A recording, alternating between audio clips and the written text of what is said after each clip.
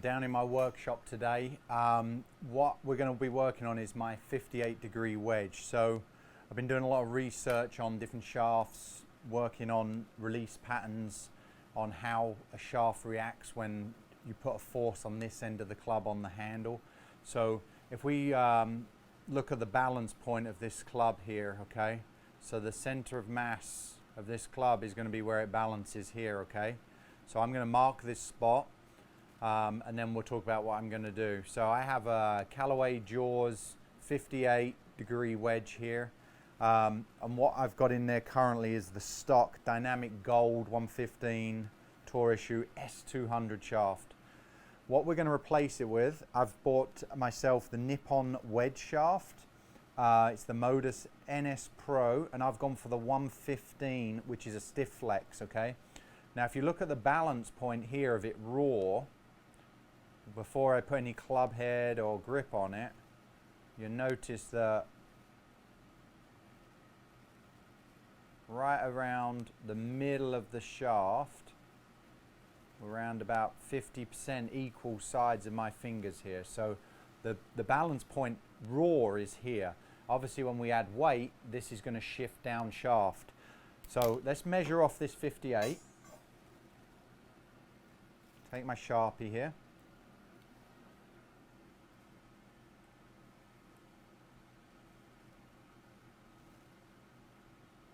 So the balance point is somewhere right in here, okay? So I'm marking that off on the shaft. Then what I'm going to do, I'm going to take my tape here, just as a reference so we can see it. If I split that gold line there,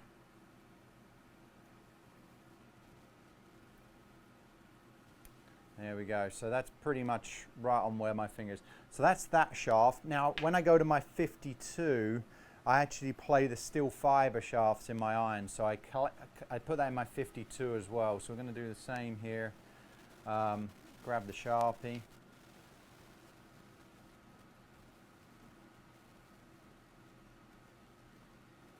So there's the balance point right there. It's going to be interesting to see when these shafts go in, see how we're able to move that center of mass on the golf club. When you're looking in short game, it's not really a swing weight thing, it's more about where the center of mass is, and when we apply a force to one end of the mass, that end does that. If I apply a force here, that end does that. So that's going to apply in how I release my club. So let's have a look if there's any difference here. So you can see here, already I'm starting to see that the 58 is further this way than this shaft, so there's a difference there in center of mass. It's going to be interesting. I'm going to put Nippons in both of these and we'll see how they go. So what I got to do now is disassemble these. I'm going to save the grips because they're brand new. So first thing I'm going to do is get them grips off of there, and then I'm going to pull the heads off and prep the shafts. So let's go. So I don't like to use the needle. I have a rod here that I like to use. I find this works pretty good. It's also doesn't put a hole in the grip. So this rod here, you can get these from most supply places. It literally just goes down inside there like that. I put a bit of my grip solution that goes down inside of our grip. Just work it around very gradually, like so. There we go, push all the way down, feel it pop, pull it out, get it all dry off. Okay, there we go. So that's that end. I'm saving that grip. No need to put a new grip on when you can save them. There we go. Pop that over there to dry. That's one off. Let's do the 52.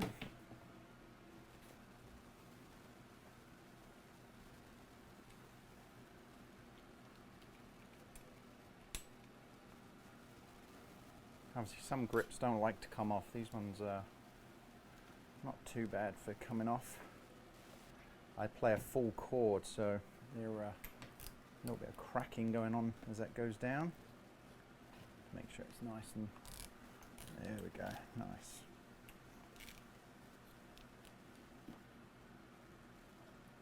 Can't really use too much.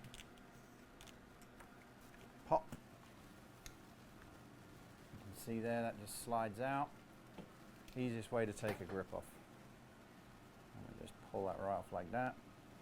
There's no damage to that grip in any way.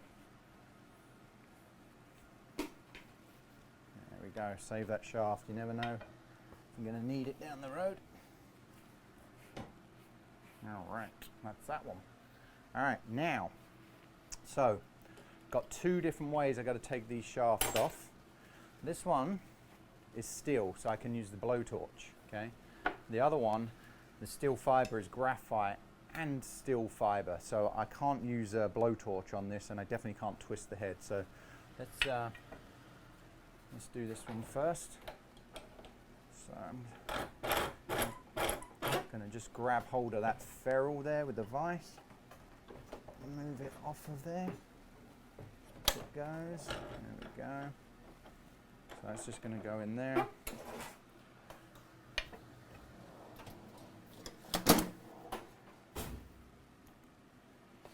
Fun part. Keep the stuff that catches on fire out the way.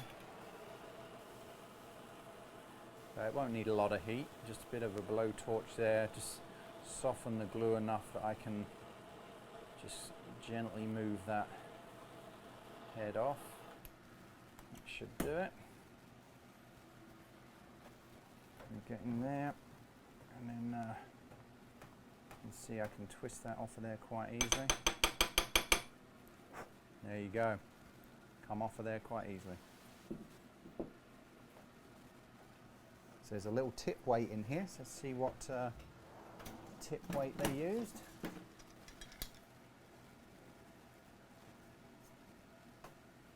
A couple of grams tip weight there as well. So I'll just put that to one side. Put all my components up here.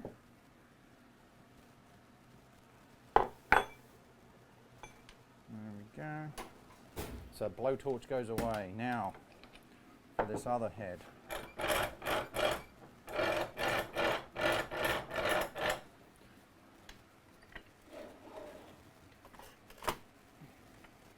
So to remove a graphite shaft, we have to use this tool here, graphite shaft extractor. And basically, when you have any kind of graphite, you can't use that high heat, and you're trying to pull the head straight off without any twisting.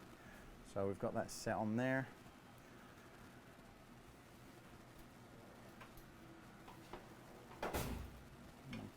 Plonk that in there. Not a fan of the ferrule here, so let's just pull that off.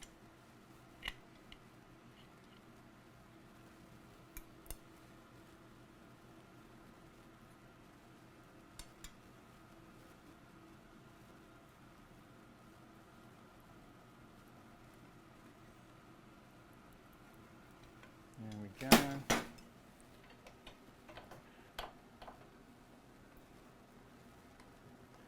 fits nicely in there.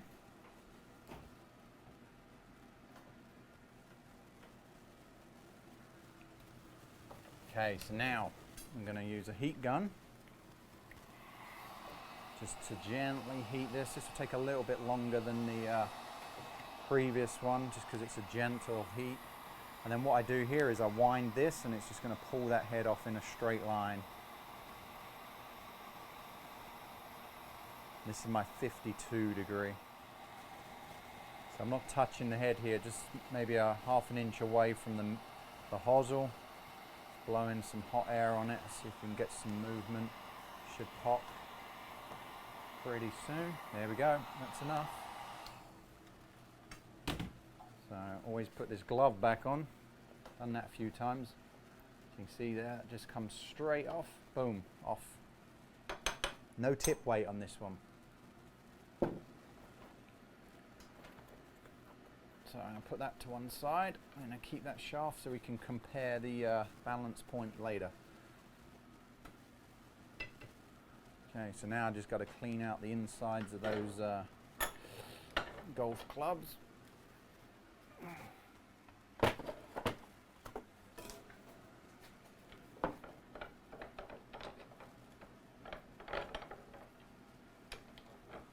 going to go to the 58 first.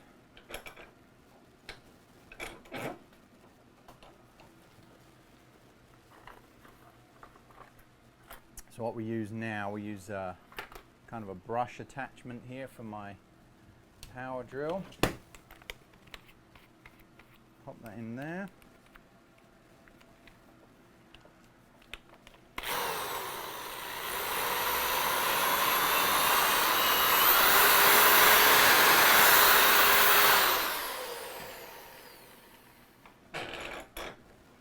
So you see here, cleaning out the inside of the hosel there. I like to also just give it a little wipe through with some acetone. So acetone's non-oil based, so you can use it inside of the hosel. It's just get rid of any of that excess kind of dusty stuff. It gives it a nice wipe out. So I'm just going to twist this down in there. Give it a wipe through. You can see that just got rid of a bit more of that grime. So that club there is now ready for one of our new shafts to go in. All right. So we're going to leave that up there. Now I'm going to do the same with the 52 as well. Clean it up and then insert. So let's go straight in and just do this 52. So most of these wedges are going to be taper tip. So when you order these, you're ordering a taper tip shaft, a .355. Basically, that means that that shaft just tapers in and the bore of this tapers in as well, okay? So first thing I got to do here is mark off my shaft. What I'm doing here is just marking the point where that's going to touch there, because I've got to abrase the chrome real gently. So you can see that's about how much it's inserted without being driven in. So we're going to go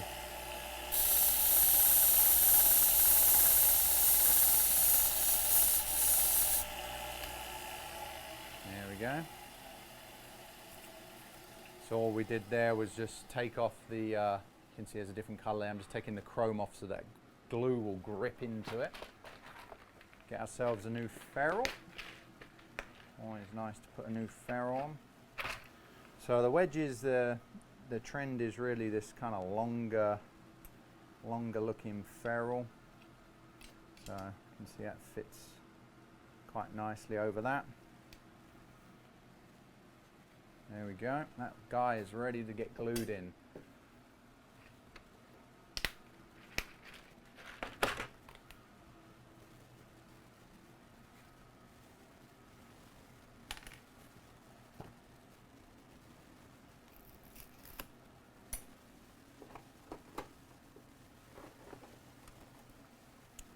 So we're going to get some of our pretty quick set glue. I don't like to use the real rapid. I'm going to use the 30-minute glue here. Just mix the epoxy up, that and that.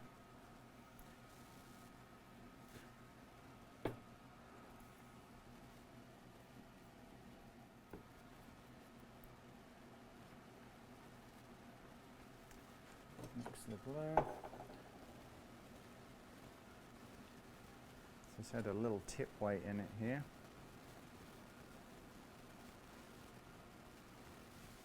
Let's see what size that is.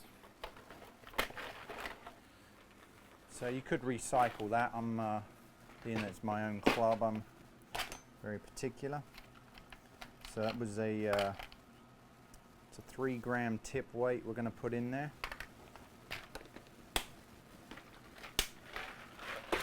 Okay. Let's put it back together. So I like to just put a little dabble of glue up inside the ferrule. I'm sure you've had golf clubs before where the ferrules come loose. Pop that in there. This just slides over, so it's got a little bit of glue kind of preset.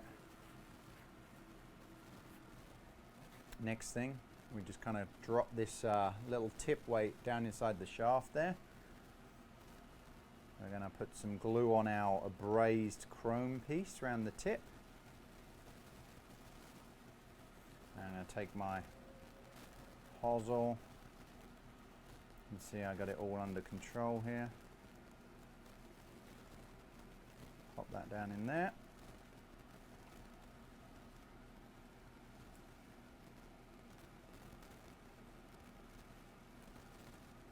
So I don't want to over goop this with glue because it will just all come back out. So now as we go on, we're going to just add a little bit of a kind of a twisting motion as we go in. And I'm trying to make sure my graphics here are down the back. Okay, so taper tip needs driving into the bottom of that hosel, okay? We don't want to just let it be in place. So I'm going to clean our glue up a little bit. I'm going to get my graphics down the back of the shaft. So yeah, it's just getting those graphics lined up here. There we go, keep it that way. Now I'm going to push on it. I'm going to give it a good hit. So I'm really driving that guy into the bottom of the hosel there. And the alignment looks pretty spot on right there. Okay, so when we let this dry, I'm just going to leave it in this vertical position up the wall, like so. And that's just so any moisture in that glue is just going to fall down. We don't want any of that going up in the shaft to create a rattle. So we'll leave that to dry, and then we'll check back in, and then we'll cut it to length, we'll grip it, and we'll see how we figured out with that balance point. It's going to be a good little experiment and see whether the Nippon gives us a better center of balance of the whole golf club, which is going to improve short game because it's going to improve release patterns. So we have got the 58, it's all glued in, glue's all set. Here's my nice Nippon shaft. So what we're going to do, we're going to cut it to length. I'm going to get the grip on it, and then we're going to see whereabouts on here, see if we're able to move that center of mass up the shaft here. So I'm going to measure off here. This club's 35-inch wedge. So I just check off here. I'm going to go to my cutting wheel here. Sorry for the noise.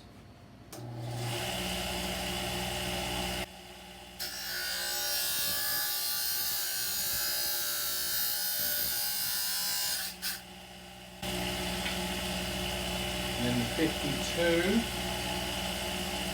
already pre-marked it.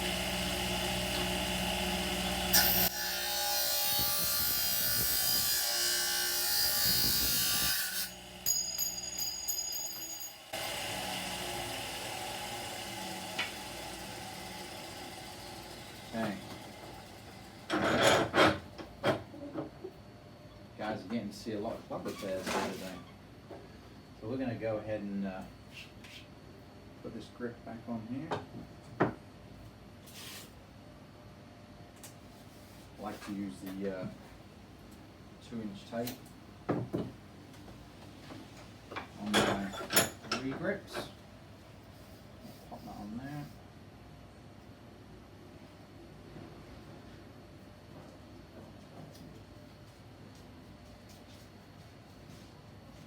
This is the one I was really looking to see the change in, is this 58.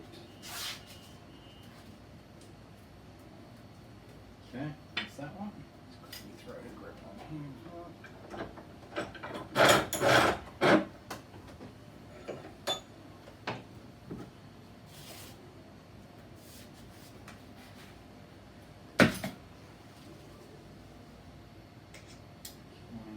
Alright, click that. Just trying to make this tape nice and even, don't want to get any wrinkles in it.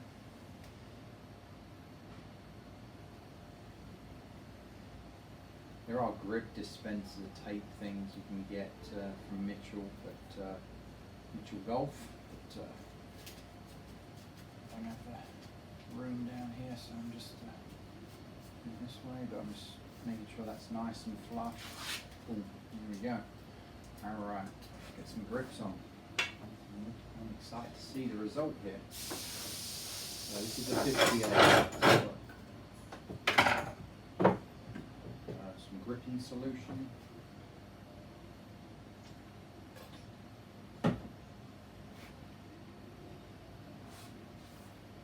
So some people like their logos on top. I prefer the logo at the back, so I'm going to go this way.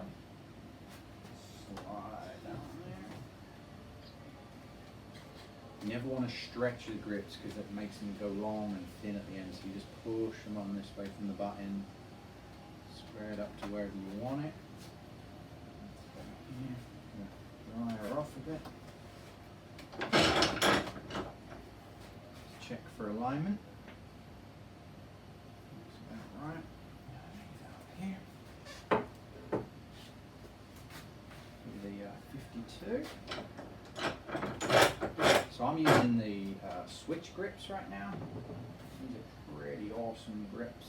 Love the material, the quality of them. I think it's a bit higher than the other brands on the market. So these are a great grip. I like the vibrant colours, especially the blue. Alright, so here we go.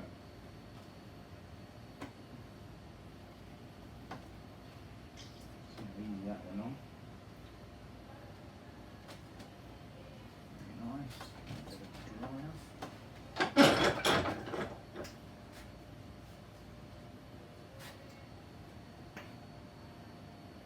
Okay, there we go. So, if you remember, let's do the 58 first. So when we did our 58 balance test earlier, this was our center. So I'm trying to move this way, okay? Let's see how the first one tests out here. So this is my 58 with the Nippon.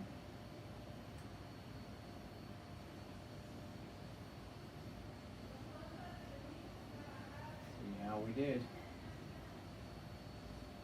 There you have it. You see there, it's actually shifted ever so slightly. You're not going to move it all the way to here, it's just impossible because of the weight. Okay? You can see there, that's moved about an inch up shaft. Let's have a look at the other one. 52, with this move. Oh, I feel like this one's going to be a lot. There you have it, look at that. You can see there, that's probably an inch and a half I've moved on that. That's probably just due to the length of the shaft, but also the material. This one's a lighter weight shaft than we had in the other one. It's being that steel fiber.